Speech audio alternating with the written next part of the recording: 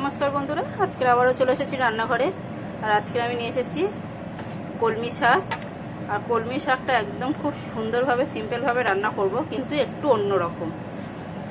সবসময় তো কলমি শাক আমাদের ভাজা কিংবা অন্যরকমভাবে ঝোল করে খাওয়া হয়, মানে পাতলা ঝোল করে, যেটা মাছের সাথে খাই আমরা, পুকুরের মাছের সাথে। আমি তো খাই। তো ওখানে মাছটা আমি সরি মাছ বলতে বলতে মাছেই চলে গেছি আমি। আমার ছেলেটা আজকে এত ডিস্টার্ব করছে, আমি কী বলবো বন্ধুদেরকে।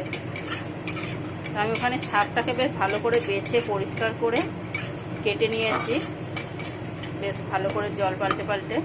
আর এখানে নিয়েছি বড়িটাকে একটু লাল করে ভেজে নেব। প্রথমে এরকমই মানে করে নেব, যেরকম নর্মালি শাক ভাজা হয় সেরকম করেই শাকটা ভেজে নেব, একটু পেঁয়াজ রসুন দিয়ে।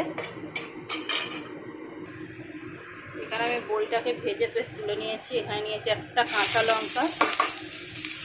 লঙ্কাটা পেকে লাল হয়ে গেছিলো, সেই লঙ্কাটা নিয়েছি। এখানে কিন্তু আমি শুকনো লঙ্কাও ব্যবহার করতে পারো বন্ধুরা। তো পেঁয়াজটাকে হালকা করে ভেজে নেব। আর দুটো বড় বড় রসুন কোয়া কুচি করে নিয়েছি, একটা ছোট পেঁয়াজ সেটাকেও কুচি করে নিয়েছি। পেঁয়াজটাকে আমার খুব বেশি লাল করে ভাজার দরকার নেই, এই হালকা শুধু একটু কালার চেঞ্জ হয়ে যাবে। এখানে দিয়ে দেবো শুধু হলুদ গুঁড়ো আর একটু ধনে গুঁড়ো, সামান্য 1 চিমটি ধনে গুঁড়ো। এবার এখানে আমি শাকটাকে দিয়ে দেবো। যেরকম নর্মালি আমরা শাক ভাজি একটু পেঁয়াজ রসুন দিয়ে, সেইভাবেই ভাজি প্রথমে। এখানে নিয়েছি, কড়াইতে দিলাম এবার শাকটা। এবার এখানে একটুখানি স্বাদ অনুযায়ী নুন দেবো। শাকটা দিয়ে একটু নাড়াচাড়া করার পরে নুনটা দেবেন, তাহলে বোঝা যাবে, শাকটা তো শুকিয়ে যাবে। তারপরে যতক্ষণ আমার শাকটা ভাজা হচ্ছে,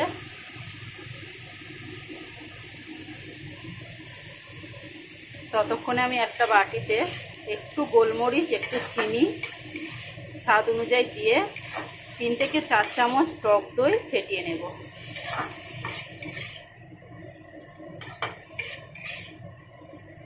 টক দইটা এখানে একটু লাস্টে ব্যবহার করব, শাকটা সেদ্ধ হয়ে যাবার পর। আর এখানে আমি যেহেতু ছোট ছোট বড়ি ব্যবহার করেছি, তাই আমি গোটা গোটা দিয়ে দিলাম, যাতে একটু সেদ্ধ হয়ে যায়।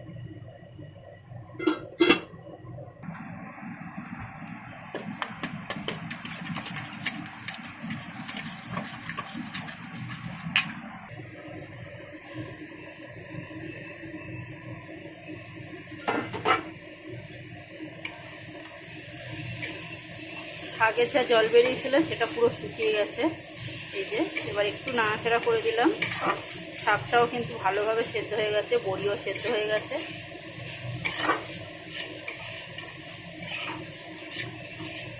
আমি এখানে এবারে দইটাকে ব্যবহার করব। এটা খুব সিম্পল আর খুব মানে কম সময়ের মধ্যে হয়ে যায়, কিন্তু রেসিপিটা দারুণ টেস্টি। গরমের সময়, এই সময় আমরা শাকটাকে একটু খেয়ে থাকি, তো আর বিশেষ করে এই সময় তো কলমি শাক সবসময় পাওয়া যাচ্ছে। সবসময় একভাবে না খেয়ে একটু এই ধরনের টেস্টি করে খাওয়া যায়। আমি এখানে একটু সর্ষে ব্যবহার করলেও করা যেত, কিন্তু আমি এখানে স্কিপ করেছি, কারণ আমার ছেলে খাবে। আর এই গরমের সময় ওকে খুব একটা সর্ষে দিই না, বাচ্চাদের খুব একটা সহ্য হয় না, তো আমি এখানে সর্ষেটা দিইনি। এখানে কিন্তু সর্ষেটা ছাড়াও কিন্তু শুধু দই দিয়ে দারুণ একটা রেসিপি। এবার বাটিটা ধুয়ে সামান্য একটু জল দিয়ে দেবো।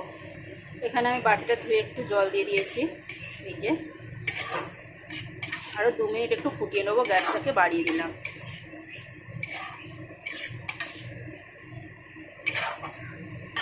বিশেষ কিচ্ছু না, নামাবার আগে একটুখানি কাঁচা সর্ষের তেল দিয়ে দিলাম। এবার 2 মিনিট ফুটিয়ে নামিয়ে নেবো। এটা বেশ একটু গায়ে মাখা হবে, খুব শুকনো হবে না, আবার খুব ঝোল হবে না। আজকের রেসিপিটা কেমন লাগলো বন্ধুরা, অবশ্যই আমাকে একটা লাইক কমেন্ট শেয়ার করে জানাবেন। ভালো লাগলে আমার চ্যানেলটাকে সাবস্ক্রাইব করবেন। আর বন্ধুদেরকে অনেক অনেক ধন্যবাদ আমার ভিডিও দেখার জন্য।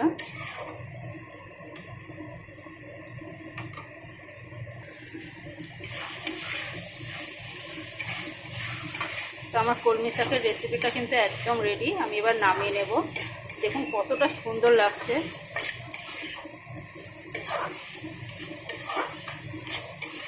এগুলো হচ্ছে আমাদের রোজকার রান্না বন্ধুরা, ছোটোখাটো।